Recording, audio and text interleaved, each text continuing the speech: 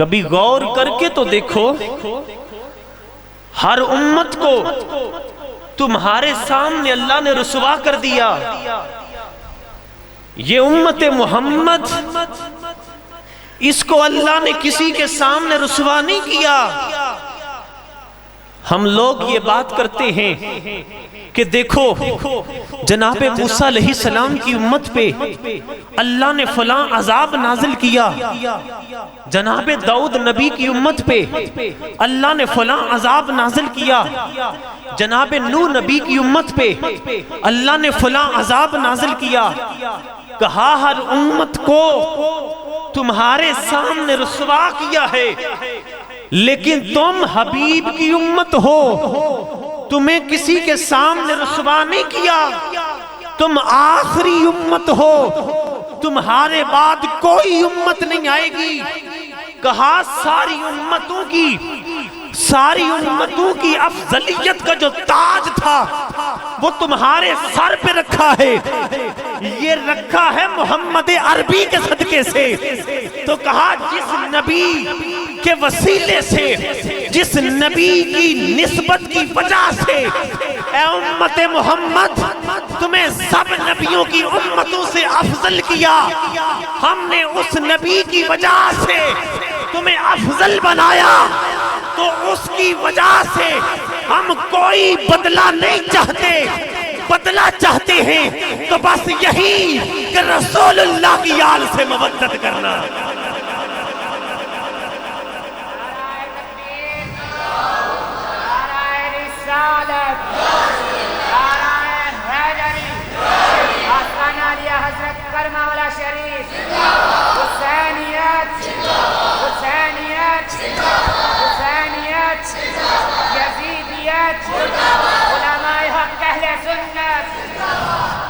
فرمایا کہ تمہیں تمام امتوں سے افضل امت بنایا ہے. کس کی وجہ سے بنایا؟ کہا تم محمد عربی کی امت ہو، تم ہمارے محبوب کی امت ہو. تو کہا اس کا بدلہ ہمیں تم سے کچھ نہیں چاہیے. ہم یہ نہیں کہتے کہ تم اس کا بدلہ اس انداز میں دو. فرمایا ہاں، اتنا بڑا جو کرم کیا ہے، اتنا بڑا جو فضل کیا ہے، وہ نبی جس کا امتی ہونے کے لیے جناب موسیٰ بھی دعا کریں، جناب عیسیٰ بھی دعا کریں. کہا اس نبی کا امتی تمہیں بنایا بغیر کسی التجا کے، بغیر کسی دعا کے. تو کہا اب اس کا بدلہ بھی تو کچھ دو نا، اس کی اجرت بھی تو کچھ دو نا. تو کہا اس کی اجرت ہم تم سے اور کچھ نہیں مانگتے، بس یہی کہتے ہیں کہ رسول اللہ کی آل سے پیار کرتے رہنا، رسول اللہ کی آل سے محبت کرنا. اور اعلی حضرت عظیم البرکت الشاہ امام احمد رضا خان بریلوی رحمت اللہ تعالی علیہ، آپ اسی اجرت کے حوالے سے ایک مثال نقل فرماتے ہیں، مثال دیتے ہیں. فرماتے ہیں کہ بندہ ایک مہنگا ترین سوٹ خریدتا ہے اور وہ سوٹ لے کے درزی کے پاس چلا جاتا ہے. درزی اس کا سوٹ بناتا ہے. جب سوٹ بن جاتا ہے، کپڑے بن جاتے ہیں، یہ بندہ کپڑے لینے کے لیے درزی کی دکان پہ جاتا ہے. کپڑے لے لیے. فرمایا اب جو اس کی سلائی بنتی تھی، اس کی اجرت بنتی تھی، وہ اس نے ظلمن جبرن غصب کر لی، اس درزی کو اس کی اجرت ادا نہیں کی.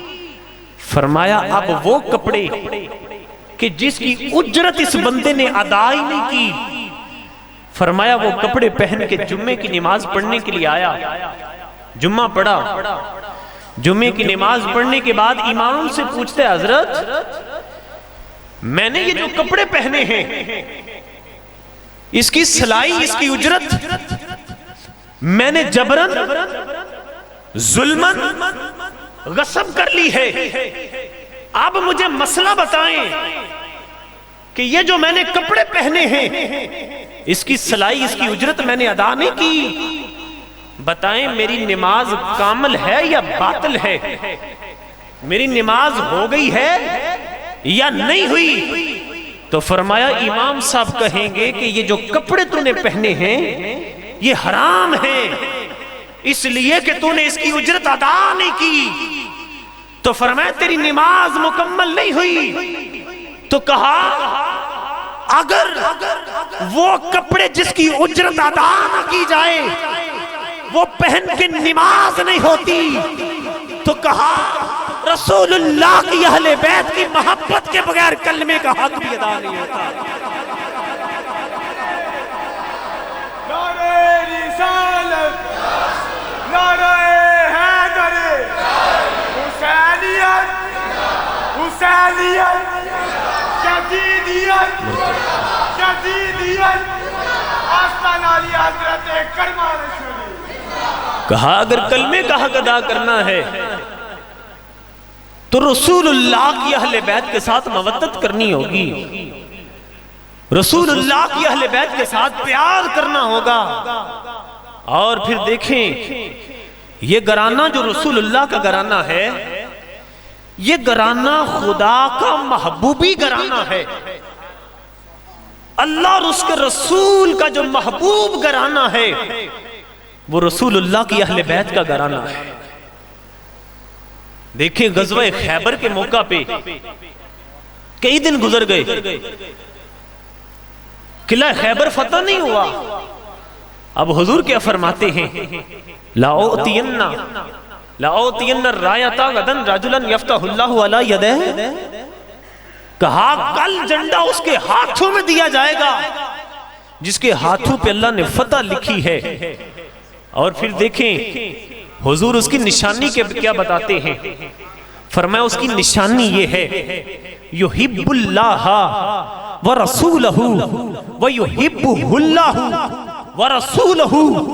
فرمایا جس کے ہاتھوں پہ اللہ نے فتح لکھی ہے اس کی نشانی یہ ہے کہ اللہ اس کا محبوب ہے، رسول اس کا محبوب ہے، اور وہ اللہ کا بھی محبوب ہے، رسول کا بھی محبوب ہے۔ تو یہ گھرانہ رسول اللہ کا اور اللہ کا محبوبی گھرانہ ہے۔ اور جامع ترمذی شریف کی حدیث پاک ہے ایک ہاتھ میں مولا حسن کو حضور نے پکڑا ہے، دوسرے ہاتھ میں حضور نے مولا حسین کو پکڑا ہے، اور میرے آقا کیا فرماتے ہیں؟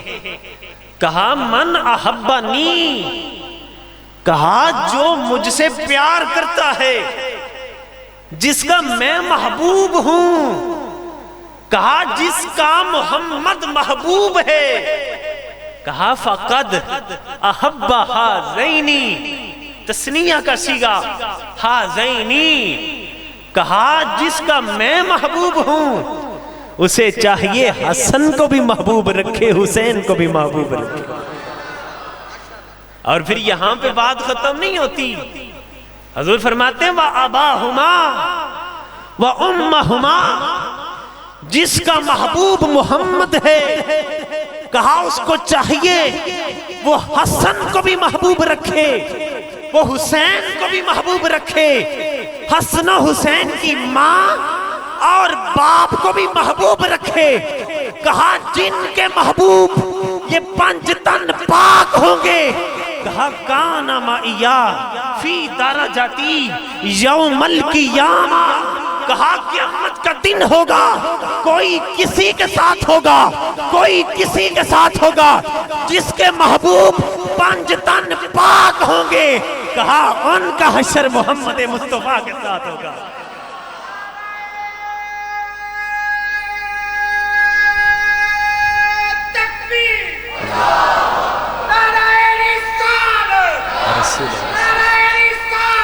یا رسول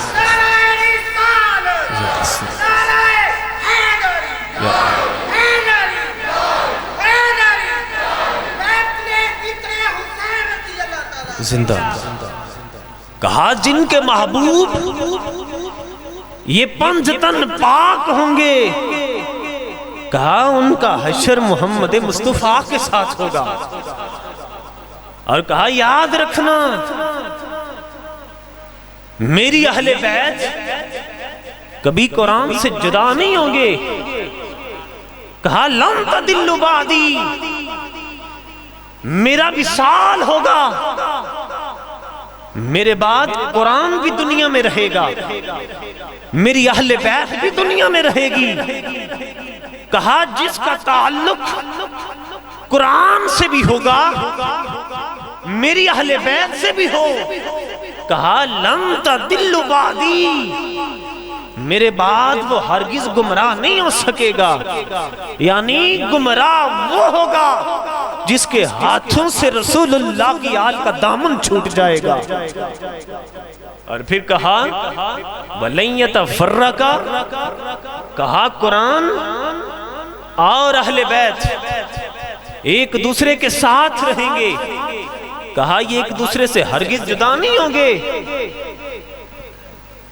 یہاں تک کہ قیامت کا دن ہوگا، حوض کوثر پہ اکٹھے آئیں گے میرے پاس. قرآن اور اہل بیت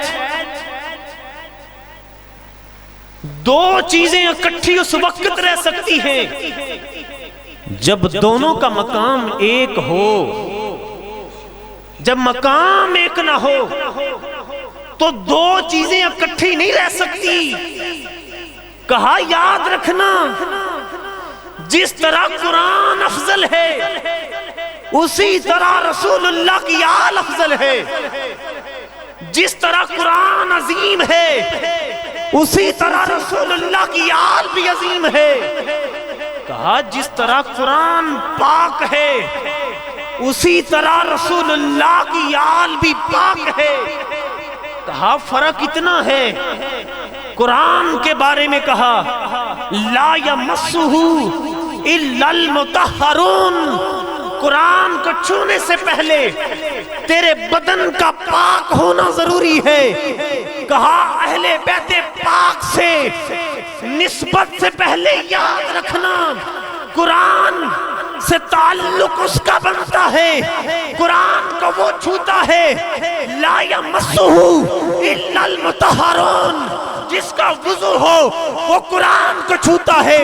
قرآن کو چھونے سے پہلے بدن کا پاک ہونا ضروری ہے. اور کہا رسول اللہ کی اہل بیت کی غلامی سے پہلے بندے کا خون پاک ہونا ضروری ہے. قرآن کو چھونے سے پہلے بندے کا ظاہر ہے وہ پاک ہو. اور کہا اہل بیت کی غلامی سے پہلے یاد رکھنا رسول اللہ کی آل کی غلامی کر ہی وہ سکتا ہے جس کا خون بھی پاک ہو، جس کی روح بھی پاک ہو. اور فرمایا جو بندہ کسی سید سے پیار کرے، حضور کی اہل بیت سے پیار کرے. کہا کسی نے میری اہل بیت پہ احسان کر دیا، میری اہل بیت سے پیار کیا. کہا اگر میری اہل بیت کا وہ فرد دنیا کے اندر اس بندے کو بدلہ نہ دے سکا تو کہا اس کو بدلہ جو ہے محمد مصطفیٰ عطا فرمائیں گے. اسی پہ حضرت علامہ یوسف نبہانی جو ہیں عبداللہ ابن مبارک سے متصل سند کے ساتھ ایک واقعہ نقل فرماتے ہیں کہ متقدمین میں سے ایک بزرگ تھے، انہیں حج کا بڑا شوق تھا. فرماتے ہیں انہوں نے ساری زندگی پیسے جمع کیے حج کرنے کے لیے، اور ایک وقت آیا 500 درہم جو ہیں وہ جمع ہو گئے. ادھر سے حج کے دن بھی آ گئے. انہیں پتا چلا کہ بغداد سے قافلہ حج کے لیے جا رہا ہے اور اس قافلے نے ہمارے علاقے سے گزرنا ہے. فرماتے ہیں ان بزرگوں نے بھی حج کی تیاری شروع کر لی. احرام کی چادریں خریدنے کے لیے بازار چلے گئے. فرماتے ہیں بازار جب گئے وہاں ان کا سامنا ایک سید زادی کے ساتھ ہو گیا. وہ سید زادی فرمانے لگی کہ میرا شوہر فوت ہو گیا ہے، کئی دنوں سے میری بیٹیوں نے کھانا بھی نہیں کھایا اور میری بیٹیوں کی ردائیں جو ہیں وہ بھی پھٹ چکی ہیں، تو خدا را میں سید زادی ہوں، میری کچھ مدد کرو. وہ بزرگ فرماتے ہیں وہ جو 500 درم ساری زندگی جمع کیے تھے حج کرنے کے لیے وہ سید زادی کو دے دیے اور ٹوٹے ہوئے دل کے ساتھ گھر واپس آیا. کہا حج کا شوق بھی اللہ نے دل سے نکال دیا. حج کے لیے لوگ چلے گئے، حج کے دن گزرے. کہتے ہیں جب لوگ حج کر کے واپس آئے دل میں خیال آیا یار حج تو نہیں کر سکا، تو وہ لوگ جو حج کر کے آئے ہیں چل ان کا دیدار کرتے ہیں. فرماتے ہیں زیارت کے لیے آیا، میں ایک حاجی سے ملا، میں نے اسے مبارک پیش کی کہ اللہ آپ کا حج قبول فرمائے اور آپ کو مبارک ہو. فرماتے ہیں آگے سے اس نے بھی یہی کہا اللہ آپ کا بھی حج قبول کرے اور آپ کو بھی حج کی مبارک ہو. فرماتے ہیں دوسرے حاجی سے ملاقات ہو گئی، میں نے اسے بھی مبارک پیش کی اور اس کے حج کے قبول ہونے کی دعا کی. فرمایا اس نے بھی آگے سے یہی جواب دیا کہ جناب اللہ آپ کا بھی حج قبول کرے اور آپ کو بھی حج کی مبارک ہو. فرماتے ہیں جس حاجی سے ملتا ہوں وہ مجھے حج کی مبارک دیتا ہے، میں حیران ہوں کہ میں نے تو حج کیا ہی نہیں، پھر یہ لوگ مجھے حج کی مبارکیں کیوں دے رہے ہیں. فرماتے جب چلتا چلتا ان کے امیر کے پاس پہنچا اس نے مجھے ایک تھیلی پیش کی اور کہا حضرت جب طواف کر رہے تھے تو دوران طواف مزاب رحمت کے نیچے آپ نے یہ مجھے تھیلی دی تھی، امانتاً اپنی تھیلی لے لیں. کہا جب میں نے وہ تھیلی پکڑی کھول کے دیکھی تو اس میں 500 درہم تھے. فرماتے ہیں پریشانی کے عالم میں گھر آیا کہ یار میں حج کے لیے بھی نہیں گیا اور یہ 500 درہم میں نے وہاں کسی کو دیے ہی نہیں، جب میں گیا ہی نہیں تو دینے کس کو تھے. کہا اسی پریشانی کے عالم میں سو گیا. کہتے ہیں رات سویا رسول اللہ کی خواب میں زیارت ہو گئی. حضور فرماتے ہو پریشان کیوں ہوتا ہے، تو نے ایک سید زادی کی خدمت کی، اللہ کو تیری ادا اتنی پسند آئی، اللہ نے تیری شکل میں ایک فرشتہ پیدا کر دیا جو قیامت تک تیرے لیے حج کرتا رہے گا. تو فرمایا اگر کسی نے سید سے پیار کیا، سید پہ احسان کیا اور وہ سید بدلہ نہ دے سکا تو اس کا بدلہ میں ادا کروں گا. کہا اس کا بدلہ میں ادا کروں گا. اور اگر ہم بات کریں کربلا معلیٰ کی تو کبھی غور کر کے دیکھیں ہر جنگ جیتنے کے لیے لڑی جاتی ہے، فتح کے لیے لڑی جاتی ہے، لیکن مارکہ کربلا یہ عجیب مارکہ تھا کہ اگر شہزادہ علی اکبر آتے ہیں یا اباہو الاتش الاتش بابا پیاس لگی ہے، اگر ایک گھونٹ پانی مل جائے تو یزیدیوں کے چھکے چھڑا دوں گا. تو آگے سے کیا جواب دیا جاتا ہے کہ بیٹا علی اکبر غم نہ کر، پریشان نہ ہو، نانا حوض کوثر کا جام لے کے کھڑے ہیں. یہ نہیں کہا کہ میں زمین پہ پاؤں ماروں گا تو پانی کا چشمہ نکلے گا. علی اکبر ابھی تجھے پیالہ دیتا ہوں، یزیدیوں کے چھکے چھڑا دے. آپ دیکھیں یہ گھرانہ وہ گھرانہ ہے کہ جن کی نسبت کی وجہ سے بندے کو ولایت ملتی ہے. حضرت شاہ محمد غوث گوالیاری انڈیا میں گوالیار قلعے میں رہتے تھے، اور گورنر جو ہے ان کے پاس اتنی حلقت خدا آتی تھی کہ وقت کا گورنر بھی پریشان تھا، اس نے انہیں شہر بدر کر دیا۔ اب شاہ محمد غوث گوالیاری جو ہیں اپنے پورے خاندان کو لے کے جب شہر چھوڑ کے گجرات کی طرف آتے ہیں، راستے میں ڈاکوؤں نے گھیر لیا۔ اب ڈاکوؤں نے سب کچھ چھین لیا، آپ خاموش ہیں، کوئی کرامت نہیں دکھائی، لیکن اچانک آپ کی نواسی کے کانوں میں جو سونے کی بالیاں تھی، جب ان بالیوں کو وہ ڈاکو ہاتھ میں پکڑ کے کھینچتے ہیں، ان کی نواسی کے کانوں سے خون نکلا۔ شاہ محمد غوث گوالیاری آپ کے ہاتھ میں چھڑی پکڑی تھی، آپ نے اس چھڑی کو گمایا تو 70 ڈاکوؤں کی گردنیں ان کے جسموں سے جدا ہو گئی۔ وہ بندہ جس کو ولایت ملتی ہے رسول اللہ کے خاندان کے گھر سے، وہ کرامت دکھائے، ایک چھڑی جو ہے وہ ہلائے تو 70 ڈاکوؤں کے سر اتر جاتے ہیں۔ مجھے بتائیں نواسہ رسول اگر اپنی تلوار اٹھاتے کرامت دکھانے کے لیے تو ہر یزیدی کا سر اتر جاتا۔ نعرہ رسالت، نعرہ رسالت، نعرہ حیدری۔ لیکن آپ نے کرامت نہیں دکھائی۔ دیکھیں حسین پاک کی نسل میں ایک شہزادہ آتا ہے، پھر انہیں اللہ آگے بیٹا دیتا ہے، پھر ان کا آگے بیٹا ہوتا ہے۔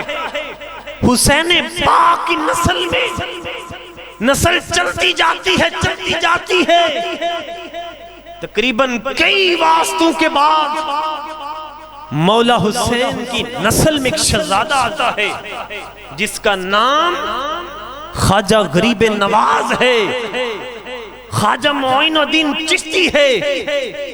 کرامت دکھانے کا وقت آتا ہے تو پورا تالاب ایک لوٹے میں یا ایک پیالے میں جمع کر لیتے ہیں۔ تو کیا جس کی نسل کے کئی پشتوں بعد ایک شہزادہ آئے تو وہ پورے تالاب کو پیالے میں بند کر سکتا ہے، تو کیا امام حسین نہر فرات کو نہیں کھینچ سکتے تھے؟ پھر دیکھیں، غور کریں، مارکہ کربلا کیا ہے۔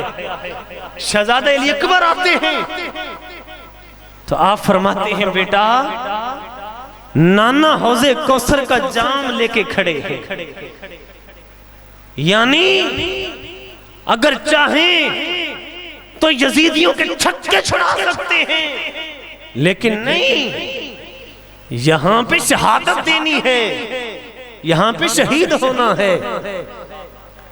شہزادہ قاسم آتے ہیں اور پھر دیکھیں شہزادہ قاسم کی شان دیکھیں۔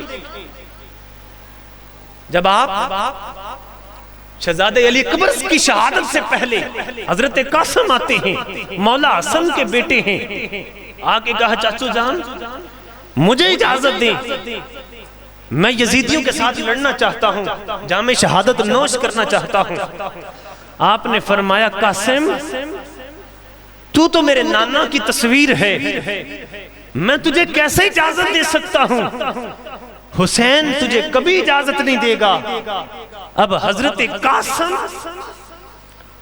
آپ اپنا بازو دکھاتے ہیں، فرماتے چاچو دیکھیں یہ جو تویز باندھا ہوا ہے نا، یہ میرے بابا حسن نے باندھا تھا، اور کہا تھا کہ جب حسین پہ مشکل وقت آئے تو قاسم اس تویز کو کھولنا اور پڑھنا۔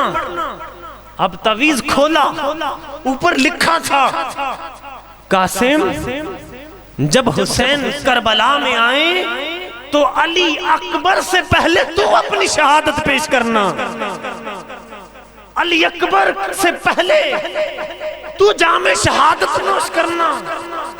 اب دیکھیں شہزادہ قاسم جب میدان کربلا میں آتے ہیں تو عمر بن سعد یہ ارزق سے کہتا ہے، ارزق وہ پہلوان تھا جو 1000 بندوں سے اکیلا لڑ سکتا تھا۔ ارزق سے کہا کہ ارزق جا اس کے ساتھ جا کے مقابلہ کر۔ ارزق نے کہا عمر تیری ہوش تو ٹھکانے ہے، تو جانتا نہیں کہ میں کون ہوں؟ میں تو 1000 کے ساتھ تنہا مقابلہ کر سکتا ہوں، پھر تو اس بچے کے ساتھ لڑنے کے لیے مجھے بھیج رہا ہے۔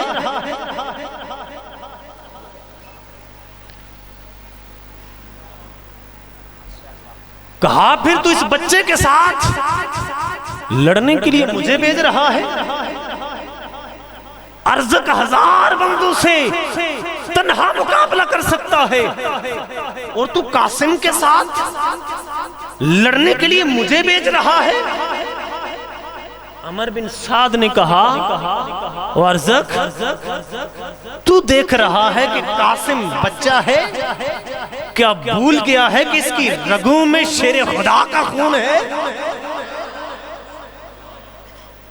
اس کی رگوں میں حیدر کرار کا خون ہے۔ اب ارزق جو ہے اپنے سب سے چھوٹے بیٹے کو بھیجتا ہے۔ شہزادہ قاسم نے اسے واصل جہنم کیا۔ جب اس کا چھوٹا بیٹا واصل جہنم ہوتا ہے نا تو اس سے جو بڑا تھا وہ غصے میں بھائی کا بدلہ لینے کے لیے آیا۔ شہزادہ قاسم نے اسے بھی واصل جہنم کیا۔ تیسرا آیا اسے بھی واصل جہنم کیا۔ ارزق کے 4 بیٹے تھے، شہزادہ قاسم نے چاروں کو واصل جہنم کیا۔ اب ارزق غصے میں اپنے بیٹوں کا بدلہ لینے کے لیے میدان میں آیا، اور دیکھیں پہلوان کتنا بڑا ہے کہ 1000 بندوں سے اکیلا مقابلہ کر سکتا ہے۔ بتانا یہ چاہتا ہوں کہ یہ مار کا کربلا کتنا عجیب ہے۔ ایک طرف شہزادہ قاسم جس کی عمر 19 سال ہے وہ اس سے مقابلہ کرتے ہیں جو 1000 بندوں سے لڑ سکتا ہے، اور دوسری طرف پھر جام شہادت بھی نوش کرتے ہیں۔ ارزق جب آیا نا مقابلے کے لیے، ادھر سیدہ ثانیہ زہرا نے ہاتھ اٹھائے، کہا مولا یہ حسن کی نشانی ہے، تیرے محبوب کا ہم شکل ہے، اور سامنے جو آیا ہے وہ تو 1000 بندوں سے لڑ سکتا ہے، مولا قاسم کی لاج رکھنا۔ اب شہزادہ قاسم کے سامنے جب ارزق آتا ہے تو آپ نے پتہ کیا فرمایا؟ اور ارزق تو کتنا بے وقوف ہے، ساری زندگی ہو گئی تجھے جنگیں لڑتے ہوئے، لیکن آج تک تجھے گھوڑے کی زین بھی باندھنی نہیں آئی۔ ذرا دیکھ تو صحیح تیرے گھوڑے کی زین کھلی ہے۔ شہزادہ قاسم کے جسم پہ لوہے کا لباس ذرہ بھر بھی نہیں تھا، اور ارزق کے پورے جسم پہ لوہے کا لباس تھا۔ اب جب اس نے زین دیکھنے کے لیے سر جھکایا اور گردن سے لوہے کا لباس ہٹا، شہزادہ قاسم نے وار کر کے ارزق کو واصل جہنم فرما دیا۔ ایک طرف اس سے مقابلہ ہے کہ جو 1000 بندوں سے لڑ سکتا ہے، پھر دوسری طرف جام شہادت۔ شہزادہ علی اکبر آتے ہیں، العطش یا اباہ العطش، آپ کہتے ہیں نانا حوض کوثر کا جام لے کے کھڑے ہیں۔ شہزادہ قاسم آتے ہیں تو انہیں بھی یہی کہا جاتا ہے۔ بات کیا ہے؟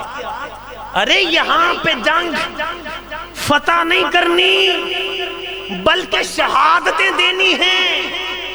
کچھ جنگیں ایسی ہوتی ہیں کہ جو فاتح ہو کر فاتح ہونا پڑتا ہے، اور کچھ جنگیں ایسی ہوتی ہیں کہ سر دے کے فاتح ہونا پڑتا ہے۔ اور پھر دیکھیں حضرت امام حسین آپ مارکہ کربلا کے بعد کتنے بچے چھوڑتے ہیں؟ امام حسین کا ایک بیٹا امام زین العابدین، اور یزید نے کتنے چھوڑے؟ 15 بیٹے اور 5 بیٹیاں۔ اور پھر دیکھیں نسل حسین پاک کی چلتی ہے، یزید کی 20 اولاد ہے، ایک سے بھی نسل نہیں چلی ہے۔ آپ مشرق سے لے کے مغرب تک جدھر بھی جائیں گے آپ کو نسل رسول ہی نظر آئے گی، یزید کا ایک بچہ بھی نظر نہیں۔ تو یہ مولا حسین پاک کا فیض ہے۔ اور جب آخری بات حضرت صاحب تشریف فرما ہے، مارکہ کربلا کے بعد جب امام علی مقام کے سر اقدس کو نیزے کی نوک پہ رکھ کے کوفے کی جانب لے جایا گیا، کوفے کے بعد پھر شام اور دمشق کی جانب جب لے کے جا رہے تھے تو دمشق کے ایک بازار میں کسی نے اس قافلے کو روکا اور کھجوریں اور دودھ پیش کیا۔ یہ واقعہ پتہ کس نے سنایا؟ وہ ہستی کہ جس نے مدینہ سے لے کے مکہ تک، مکہ سے کربلا تک، کربلا سے کوفہ اور کوفہ سے شام دمشق تک سارے واقعات اپنی آنکھوں سے دیکھے، وہ ہستی امام زین العابدین کی ہستی ہے۔ امام محمد باقر کہنے لگے بابا آپ نے کربلا کے سارے واقعات دیکھے ہیں، کربلا کا کوئی واقعہ تو سنائیں۔ وہ امام زین العابدین کہ جس سے کسی نے کہا کہ امام ہم نے آپ کو جب بھی دیکھا روتے ہوئے دیکھا ہے، آپ کو کبھی مسکراتے ہوئے نہیں دیکھا، تو آپ نے فرمایا یعقوب نبی کا ایک بیٹا بچھڑ گیا تو ساری زندگی رو رو کے اس نے اپنی آنکھوں کو ختم کر دیا، تو میرا ایک یوسف نہیں میرے خاندان کے سارے یوسف بچھڑ گئے، تو بتاؤ میں کیسے نہ رہوں۔ وہ امام زین العابدین پوچھا بابا کوئی کربلا کا واقعہ تو سنائیں۔ وہاں پہ امام زین العابدین نے یہ واقعہ سنایا، کہا دمشق کے بازار میں ہمارا قافلہ روکا گیا اور ایک عورت آئی، اس نے دودھ اور کھجوریں پیش کی، کہا ہم نے دودھ پیا، کھجوریں کھانے کے بعد ہم دیکھ رہے تھے کہ اس دکھی قافلے کی یہ خدمت کس نے کی، تو فرمایا دور سے دیکھا ایک بڑھیا لاٹھی پکڑے ہوئے، لاٹھی ٹیکتی ہوئی قافلے کے پاس آئی، تو کہا سیدہ ثانی زہرا نے، سیدہ زینب سلام اللہ علیہا نے اس بڑھیا سے کہا بڑھیا تیرا شکریہ کہ تو نے ہم مسافروں کی خدمت کی ہے، ہم مسافروں کو دودھ پلایا، کھجوریں دی ہیں، ہم تیرا شکریہ ادا کرتے ہیں۔ کہا اس بڑھیا نے آگے سے جواب دیا کہ بیٹی میں نہیں جانتی تم کون ہو، کہاں سے آئی ہو، یہ قافلہ کہاں سے آیا ہے، یہ سر نیزوں کے اوپر کس کے ہیں، میں نے یہ جو تمہاری خدمت کی ہے دراصل میں نے اپنی مالکہ کا حکم پورا کیا ہے، اپنی مرشدہ کا حکم پورا کیا ہے۔ سیدہ ثانی زہرا نے کہا وہ تیری مرشدہ کون ہے، تیری مالکہ کون ہے جس نے تجھے اتنا پیارا حکم دیا؟ کہا میری مرشدہ کا نام، میری مالکہ کا نام سیدہ فاطمہ زہرا ہے۔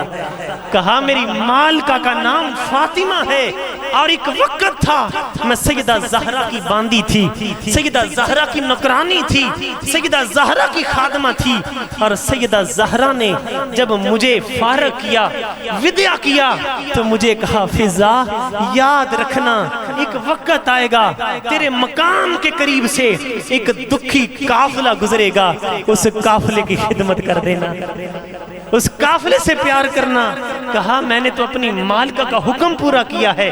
اب سیدہ زینب سلام اللہ علیہا نے جب ماں کا نام سنا تڑپ گئی، فرمایا بڑھیا یہ تو بتا کیا تیری مالکہ کی کوئی بیٹی بھی تھی؟ کہا ہاں میری مالکہ کی ایک بیٹی تھی جس کا نام زینب تھا۔ کہا یہ بتا تیری مالکہ اپنی اس بیٹی سے کتنا پیار کرتی تھی؟ کہا تو پیار کی بات کرتی ہے، وہ تو اتنا پیار کرتی تھی، ایک رات سیدہ زینب ہلکا سا روئی تھی تو ساری رات سیدہ فاطمہ نے سو کے نہیں دیکھا، اللہ کی بارگاہ میں دعائیں کرتی رہی، مولا میری اس بیٹی کو میری زندگی میں کوئی دکھ نہ دینا، میرے بعد اس نے بڑے دکھ دیکھنے ہیں۔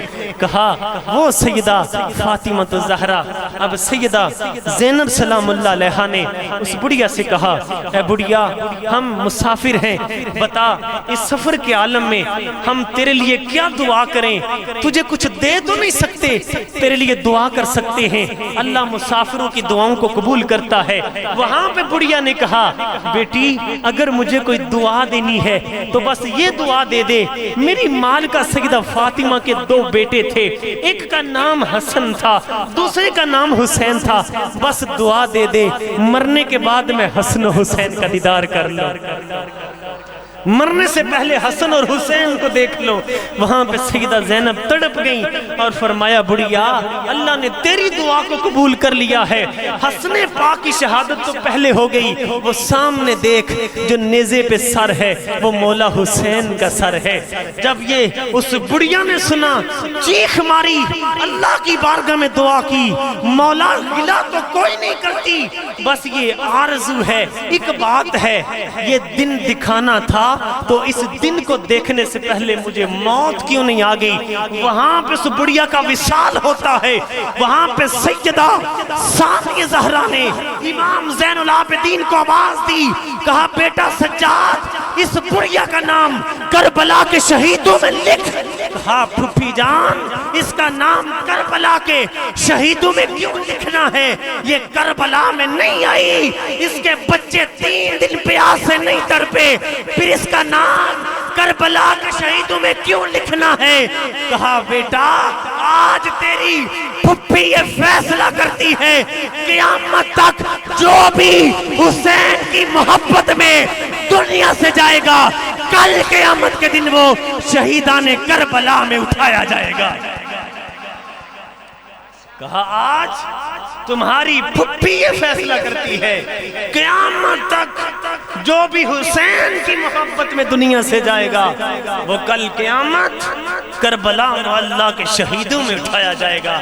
تو دوستو آخری پیغام دیکھیں، امام علی مقام کی شہادت سجدے کی حالت میں ہوئی اور ہمیں پیغام یہ دیا، لوگوں یاد رکھنا حسینی بننے کے لیے حسینی کردار کا ہونا ضروری ہے، اور یہ بتا دیا کہ رسول اللہ نے فرمایا ہے قرۃ عینی فی الصلاۃ، میری آنکھوں کی ٹھنڈک نماز میں ہے۔ تو امام حسین نے سر سجدے میں کٹکٹا کے یہ بتا نہیں دیا کہ نانا آپ دیکھیں ابو بکر کی بڑی شان ہے، لیکن آپ کی آنکھوں کو ٹھنڈک اس وقت تک دی جب تک حیات رہے۔ کہا عمر کی بڑی شان ہے، لیکن آنکھوں کو ٹھنڈک اس وقت تک دی جب تک حیات رہے۔ جناب عثمان ہو، جناب علی ہو، جناب حریرہ ہو، کہا یا رسول اللہ آپ کی آنکھوں کو ٹھنڈک اس وقت تک دی جب تک حیات رہے۔ کہا حسین کی شہادت سجدے کی حالت میں ہوئی ہے، قیامت تک حسین کی نماز جاری رہے گی، قیامت تک رسول اللہ کی آنکھوں کو ٹھنڈک پہنچتی رہے گی۔ تو یہ امام علی مقام کا آخری سجدہ یہ ہمیں پیغام دیتا ہے کہ اگر رات 1 بجے تک ہم نے ذکر حسین کرنا ہے تو صبح اٹھ کے ہم نے مولا حسین کے کردار کو بھی ادا کرنا ہے۔ دعا ہے کہ یہ جس مقصد کے لیے ہمارے جامعہ طیبیہ عثمانیہ کے چند بچوں نے قرآن کریم حفظ کیا ہے، تو اسی سلسلہ میں ان بچوں نے ذکر مولا حسین پاک کی اس محفل کا انعقاد کیا ہے۔ دعا ہے کہ اللہ رب العزت جن بچوں نے قرآن کریم کو حفظ کیا، اللہ تبارک و تعالی انہیں ہمیشہ قرآن کریم کو اپنے سینوں میں محفوظ رکھنے کی توفیق عطا فرمائے، اور جتنے بچے اس جامعہ میں پڑھتے ہیں اللہ تبارک و تعالی تمام کو کامیاب فرمائے۔